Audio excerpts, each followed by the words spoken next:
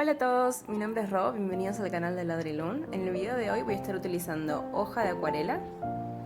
Estas acuarelas Mungyo Nostalgia of Pastels en los colores rojo, naranja, amarillo, verde, celeste y lila.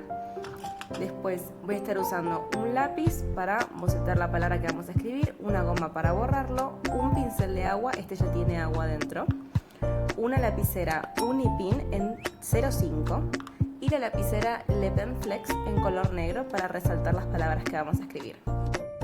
Ahora que tenemos los materiales listos, empezamos la parte de dibujar. Es un arco iris, arranco en el color amarillo, que es como el más céntrico. Si bien voy a estar usando 6 colores y no es realmente el del centro, sirve más o menos de referencia para no pasarme en los más grandes y en los más chiquitos. Así que arranqué con el color amarillo, después le puse el naranja, seguí con el rojo y ahora estoy con el color verde, después el celeste y por último voy a estar pintando el color lila en la parte de adentro del arco iris.